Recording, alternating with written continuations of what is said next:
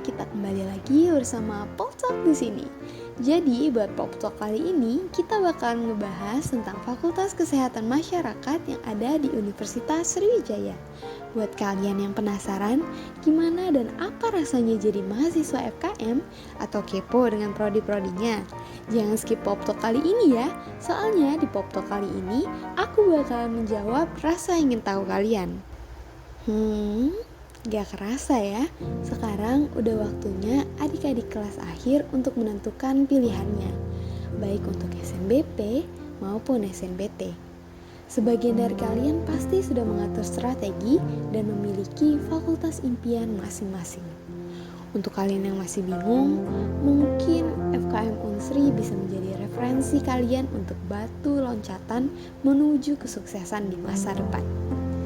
Saat mendengar kesehatan masyarakat, sebagian besar orang akan berpikir, besok kerjanya di puskesmas ya? Atau besok berarti bisa nyuntik dan ngobatin orang dong? Oh, kesehatan. Kenapa enggak sekalian ambil kedokteran?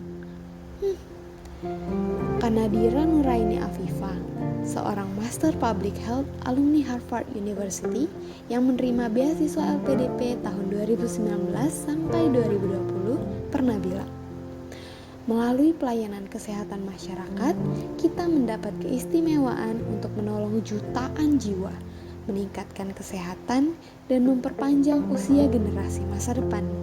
Saya bangga menjadi public health professional.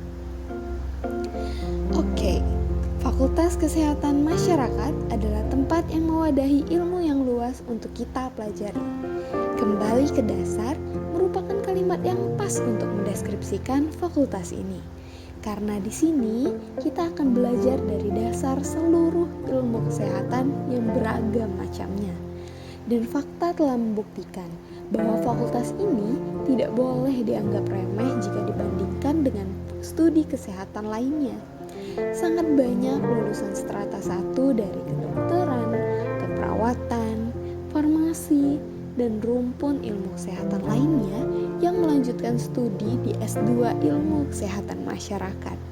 Dan ini pasti membuat kalian makin penasaran dengan FKM kan? Bagaimana ilmu ini bisa menjadi hits di kalangan lulusan studi kesehatan? Jadi, simak baik-baik ya. Menjadi nakes yang bergerak pada peningkatan kesehatan dan ikut andil dalam pencegahan penyakit merupakan suatu hal yang sangat luar biasa. Jasa kita tidak bisa dilihat langsung seperti dokter yang menyelamatkan nyawa pasiennya, tapi jasa kita bisa terpampang pada data dan survei penurunan kejadian penyakit pada suatu negara. Kita merupakan langkah awal dalam memperjuangkan status kesehatan. Dan kita merupakan perwujudan asli dari peribahasa yaitu mencegah lebih baik daripada mengobati. Fakultas Kesehatan Masyarakat Universitas Sriwijaya merupakan fakultas ke-10 di Universitas Sriwijaya. Fakultas termuda ini berdiri sejak tahun 2009 yang telah melahirkan banyak sekali lulusan-lulusan yang berkompetensi dari setiap program studinya. FKM sudah dilengkapi dengan fasilitas terbaik yang mengutamakan kebersihan serta kesehatan, seperti kantin, musola, laboratorium praktikum, laboratorium komputer, WC, ruang podcast, ruang baca, dan masih banyak lagi. FKM Unsri juga telah mendapatkan akreditasi A dari Badan Akreditasi Nasional untuk Perguruan Tinggi atau BANPT. Wah, keren banget kan? Jadi, untuk kalian yang tertarik pada FKM Unsri ini, yuk sama-sama kita kulik lebih dalam mengenai program studi yang ada di fakultas ini.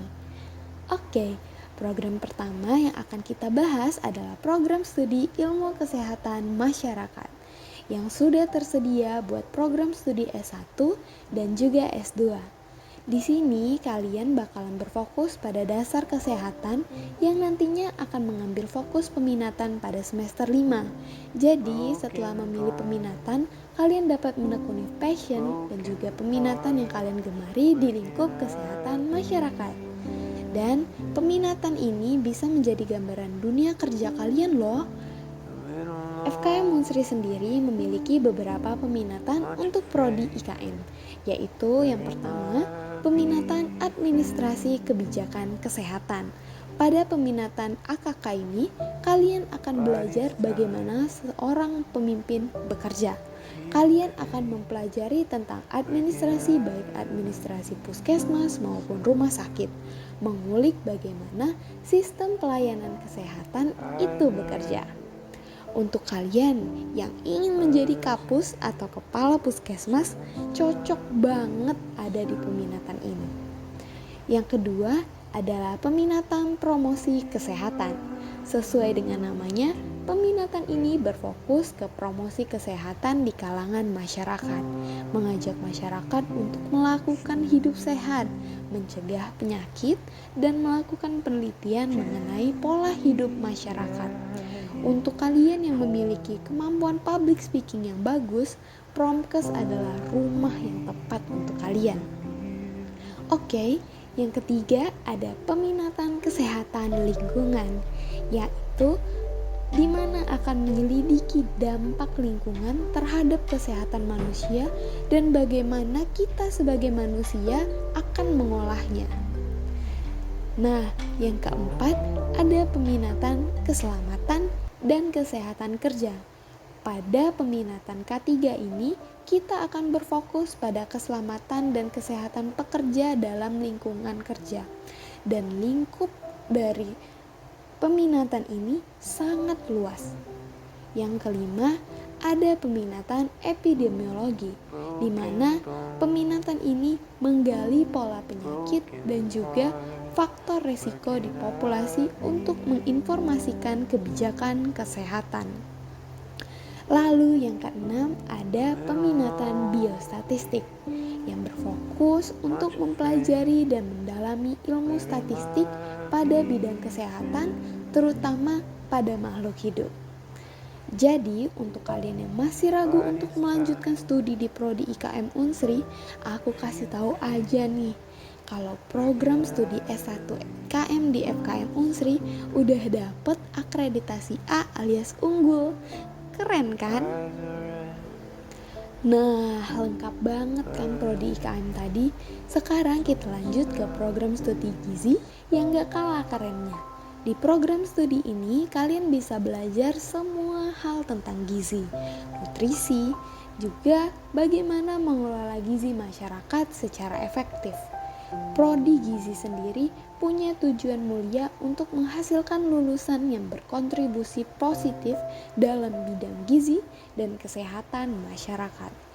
Kuliah di prodi gizi itu seru dan bermanfaat banget loh. Banyak yang bilang kalau mahasiswi prodi gizi bakalan jadi istri yang idaman.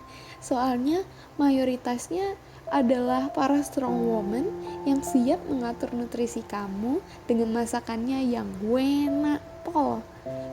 Tapi selain mengolah bahan makanan sesuai kebutuhan gizi seseorang, di prodi gizi kita juga bakalan banyak mempelajari tentang cara menghitung dan mempertimbangkan kebutuhan nutrisi dari berbagai kalangan masyarakat. Seperti yang kalian tahu, isu seperti stunting, wasting, dan obesitas merupakan kejadian yang berhubungan erat dengan status gizi seseorang. Maka disinilah lulusan prodi gizi akan hadir menjadi tenaga preventif dan promotif yang menyebarluaskan gaya hidup sehat kepada masyarakat luas. Oke, kita lanjut ke program studi ketiga, yaitu anak bungsu di fakultas ini. Siapa lagi kalau bukan program studi kesehatan lingkungan. Para mahasiswa prodi ini sering disandingkan dengan karakter avatar sebagai penguasa air, tanah, api, dan juga angin. Karena memang benar, di sini kalian akan menemukan segala aspek dalam lingkungan yang merupakan ranah bagi anak Kesling atau kesehatan lingkungan. Di sini kalian akan berfokus untuk mempelajari isu-isu kesehatan yang berkaitan langsung dengan lingkungan, sanitasi, dan juga kebersihan. Sekedar informasi aja nih, Kalau program studi S1 untuk kesehatan lingkungan itu baru ada 2 di Indonesia, dan salah satunya ada di Fakultas Kesehatan Masyarakat Universitas Sriwijaya. Bangga banget gak sih? Di Prodi Kesling ini, kalian akan belajar bagaimana manusia harus ikut berperan dalam menyelamatkan dan menyehatkan lingkungan yang mereka rusak sendiri. Karena bumi yang kita pijak ini adalah rumah bagi seluruh makhluk hidup. Bersama-sama, kita akan mewujudkan bumi yang lebih hijau lagi. Nah, gimana semuanya? Apakah Pop Talk kali ini udah menjawab rasa ingin tahu kalian? Sekarang kita udah sama-sama tahu kan kalau lulusan kesehatan masyarakat gak hanya bekerja di puskesmas. Buat yang masih bingung dan bimbang mau masuk kuliah di mana, aku saranin berpertimbangkan kuliah di FKM Unsri. Prodi manapun yang ada di sini udah keren-keren banget dan bermutu semuanya.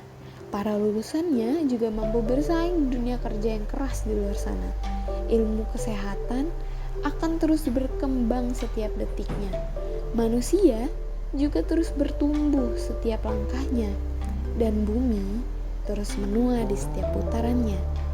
Manusia harus sadar dengan pentingnya metode pencegahan agar generasi di masa depan tidak merasakan imbas dari buruknya nenek moyang di masa lampau.